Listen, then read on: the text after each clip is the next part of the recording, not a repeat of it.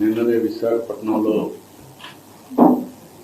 ప్రధానమంత్రి గారు వచ్చి 2,08,000 కోట్ల రూపాయల పెట్టుబడులతో ఫౌండేషన్స్ కానీ ఇనాగరేషన్స్ కానీ విజిట్ చేశారు. అది చేసిన తర్వాత సాయంత్రం నేను అమరావతికి వస్తానే ఈ న్యూస్ వచ్చింది. మనసు పూర్తిగా కలిసివేసింది. చాలా బాధపడుతున్నా. వెంకటేశ్వర స్వామి సన్నిధిలో ఎప్పుడు కూడా మనసా వాచ ఇక్కడ ఎలాంటి అపచారాలు జరగకూడదు, అలాంటి పవిత్రమైనటువంటి దివ్యక్షేత్రంగా దీన్ని ఎల్లప్పుడూ నిలబెట్టాలని నా తాపత్రయం. ఒక భక్తుడుగా, ఒక ముఖ్యమంత్రిగా ఈ దివ్యక్షేత్రం యొక్క పవిత్రత కాపాడే బాధ్యత ఎప్పుడు తీసుకుంటున్నాను, ఇప్పుడు కూడా తీసుకుంటాను. అయితే జరిగిన సంగతి చూసిన తర్వాత నేను సైట్ దగ్గరికి వెళ్ళాను. సైట్ అంతా కూడా చాలా డీటెయిల్గా పరిశీలించాను. అక్కడి నుంచి హాస్పిటల్కి వెళ్ళాను, అందరితో మాట్లాడాను. కొంతమంది కుటుంబ సభ్యుల్ని, వాళ్ళ గ్రామస్తుల్ని, బంధువులు పోగొట్టుకున్న ఉన్నారు హాస్పిటల్, ఇంకా వాళ్ళతో కూడా మాట్లాడాను.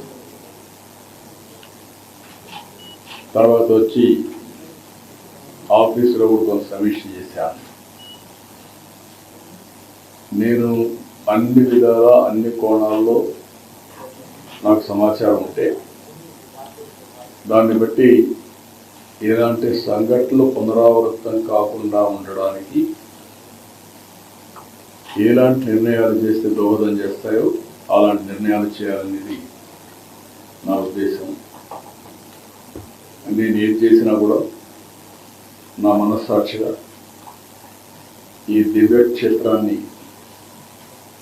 మళ్ళీ పవిత్రత కాపాడడానికి ప్రయత్నం చేస్తాను.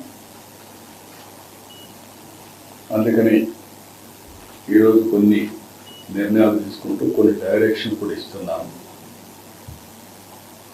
అదే మరి బోర్డు చైర్మన్ ఉన్నాడు, ఈఓ ఉన్నారు, వాళ్ళు కూడా ఈ మెంబర్ కూడా ఉన్నారు. వాళ్ళు కూడా చాలా స్పష్టంగా ఆదేశాలు ఇస్తున్నారు. వాళ్ళు కూడా బోర్డులో డిస్కస్ చేసి నేను చెప్పిన నిర్ణయాలు కరెక్ట్ అని బోర్డు కూడా భావిస్తే వాళ్ళు అవన్నీ అమలు చేస్తారు.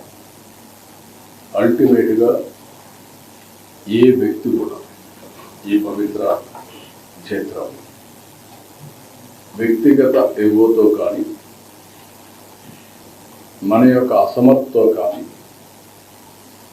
లేకపోతే అనాలోచనమైన ఆలోచనలతో కానీ మనం చేసిన పనుల వల్ల దేవుని యొక్క పవిత్రత దెబ్బతినే పరిస్థితి వస్తే అది కరెక్ట్ కాదు. తెలిసి చేసినా తెలియక చేసినా తప్పు తప్పే అవుతుంది. రెండవది, అందరం కలిసి ఇక్కడ దేవునికి సేవ చేస్తున్నాము అనేది ప్రతి ఒక్కరికి రావాల్సిన అవసరం ఉంది. ఇక్కడ రాజకీయాలు కూడా చేయడానికి వీలు లేదు. రాజకీయాలకు అతీతంగా కలియుగ వెంకటేశ్వర స్వామి, కలియుగ దేవుడికి మనం సేవ చేస్తున్నాం అనే భావంతో అందరం ముందుకు పోవాల్సిన అవసరం ఉంది. ఈరోజు చాలా ఒత్తిళ్లు ఉంటాయి. ఎందుకంటే ప్రపంచంలో జెరూసలేం వెళ్తారు క్రిస్టియన్స్, మక్కాకి వెళ్తారు ముస్లిమ్స్. హిందూస్ అంతా జీవితంలో వెంకటేశ్వర స్వామి దగ్గరికి వచ్చి దర్శనం చేసుకోవాలని కోరుకుంటారు. రెండోది, వైకుంఠ ఏకాదశి రోజు రావాలని అందరూ కూడా వాళ్ళ జీవితంలో పెద్ద దీక్ష. ఎందుకంటే ఈరోజు వస్తే నేరుగా వైకుంఠ ద్వారం ద్వారా దేవుని దర్శనం చేసుకునే అవకాశం వస్తుంది. ఇది చేస్తే మనం స్వర్గానికి పోతామని కూడా నమ్మకం. ఆ నమ్మకంతో అందరికి కూడా చాలామందితో నేను మాట్లాడాను. 10 సార్లు వచ్చారు, 12 సార్లు వచ్చారు, 13 సార్లు వచ్చారు. ఇక్కడ జరిగినప్పుడు కూడా సంఘటన నేను సింక్రనైజ్ చేసుకుంటే గడిచిన 5 సంవత్సరాలుగా 4-5 సంవత్సరాలుగా ఎప్పుడు దీని సాంప్రదాయం తిరుపతిలో తీసుకొచ్చి వెంకటేశ్వర స్వామి టికెట్లు ఇవ్వడం, అంటే టోకన్స్ ఇవ్వడం. అందరి మనోభావాలు ఏమున్నాయంటే, మేము కొండపైన ఉన్నప్పుడు క్యూ లైన్లో 36 గంటలైనా 45 గంటలైనా ఉంటాము. వెంకటేశ్వర స్వామిని తలుచుకుంటూ, ఆయన లీలను గుర్తు చేసుకుంటూ, అక్కడ ఉండే టీవీలు కూడా చూసుకొని మేము నైమికమయ్యి దేవుని సేవలో ఉంటాం, దేవుని సన్నిధిలో ఉంటాం. అది వాళ్ళకు ఒక తృప్తి. కానీ ఎప్పుడైతే తిరుపతికి తీసుకొచ్చారో ఇది మాకు కరెక్ట్ అనిపించలేదు అనేది అందరి మనోభావం. ఇది రాష్ట్రంలో ప్రజలందరి యొక్క మనోభావం.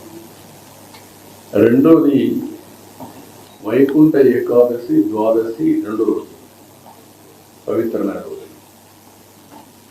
ఇది 10 రోజులు చేశారు. ఎందుకు చేశారు నాకు తెలియదు. ఆగమ శాస్త్రాలు దాన్ని అనుమతిస్తాయో కూడా తెలియదు. కొన్ని వెంకటేశ్వర స్వామి ఇక్కడ నెలసినప్పటి నుంచి ఏ సాంప్రదాయాలు అయితే పాటిస్తున్నామో ఆ సాంప్రదాయాలను ఉల్లంఘించడం కూడా కరెక్ట్ కాదని నా అభిప్రాయం.